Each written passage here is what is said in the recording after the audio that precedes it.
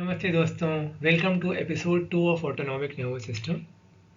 इसमें सबसे पहले I will explain to you this diagram which is very important. ये समझ लिया तो आपको बहुत क्लैरिटी हो जाएगी कौन से रिसेप्टर्स और कौन से ड्रग्स उन रिसेप्टर्स पे कैसे काम करते हैं। सबसे पहले शुरू करते हैं, ऊपर से नीचे चलेंगे।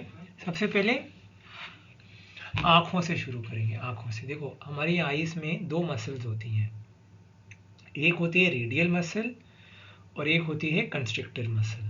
इसे कहते हैं कंस्ट्रिक्टर प्यूपिले या स्फिंक्टर प्यूपिले, और रेडियल मसल को कहते हैं डायलेटर प्यूपिले।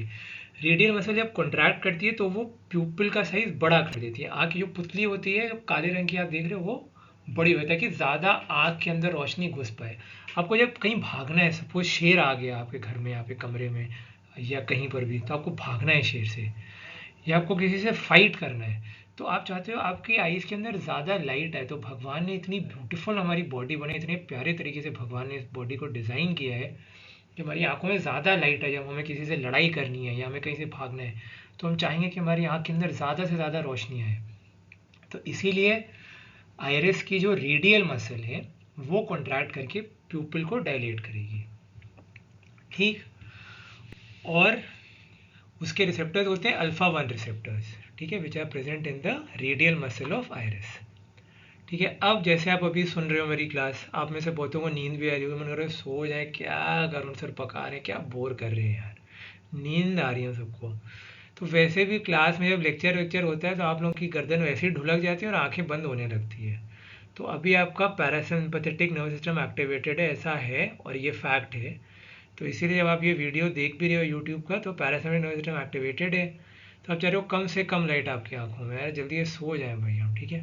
तो इस समय अभी आप रिलैक्स स्टेट में हो, तो pupil is in a constricted state. This is contraction of the sphincter muscle of the iris, which is known as sphincter pupillae, which is basically M3 receptors जो होते हैं वो उससे कनेक्टेड होता है, ठीक है। M3 receptors जो रेडियल जो कंस्ट्रिक्टर मसल होती है आयरिस की जो स्फिंक्टर मसल होती है उसके अंदर M3 रिसेप्टर्स होते हैं, और जो रेडियल मसल होती है उसके अंदर अल्फा 1 रिसेप्टर्स होते हैं, और जो सिलेरी मसल होती है उसके अंदर भी M3 रिसेप्टर्स होते हैं, ठीक है। तो वो कॉन्ट्रैक्ट करेगी, क्योंकि अभी आप ध्यान से भी मेरा वीडियो देखना भी चाहोगे तो फिर आप फोकस, आपका कॉन्सेंट्रेशन ज़्यादा अच्छे से हो पाए, तो नियर विजन के लिए आपका लेंस अकोमोडेट करेगा, और उसमें फार विजन के लिए, ताकि ज़्यादा आँख के अंदर रोशनी है।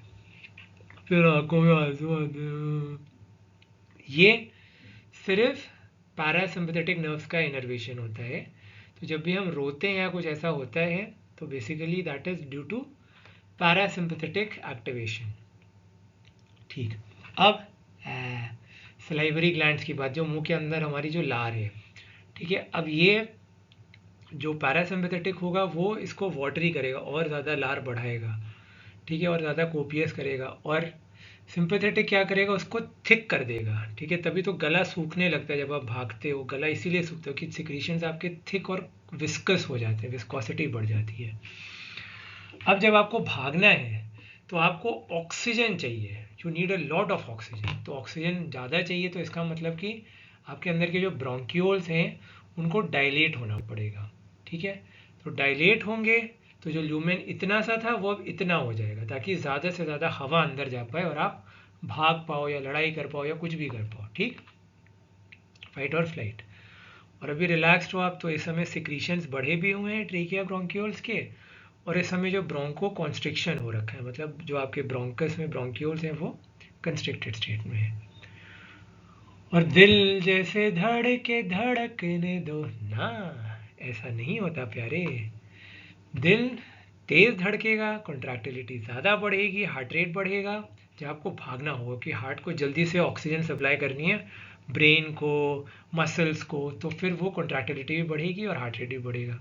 फिर रिलैक्स्ड हो आप तो हार्ट रेट भी डिक्रीज है और कॉन्ट्रैक्टिलिटी भी। ये मेडिटेशन वाली स्टेट है, ठीक है, जब आप रिलैक्स्ड होते हो। फिर एड्रिनल मेडुला जो होता है उससे सिक्रीशन होता है एपिनेफ्रिन और एपिनेफ्रिन, जो स्ट्रेस हार्मोन्स होते हैं, ये इमरजेंसी के टाइम पे रिलीज होते हैं, ठीक। किडनी, ये सब सिंपैथेटिक एक्टिविटी, जो भी लाल रंग में आप देख रहे हो, रेड इज डेंजर, डेंजर मतलब सिंपैथेटिक नर्वस सिस्टम, ठीक है, फाइट और फ्लाइट, ठीक है। रेनिन का रिलीज होता है, ठीक है। तो बीटा 1 इंक्रीज होता है, अल्फा 1 रिसेप्टर्स डिक्रीज। तो बीटा 1 के इंक्रीज होने की वजह से बीटा 1 बेसिकली प्रेजेंट होते हैं juxta glomerular cells of kidney में और हार्ट में। आपके अंदर एक दिल और दो फेफड़े हैं, दो फेफड़े एक दिल, तो 1 हार्ट एंड 2 लंग्स, मतलब beta 1 in the heart and beta 2 in the lungs.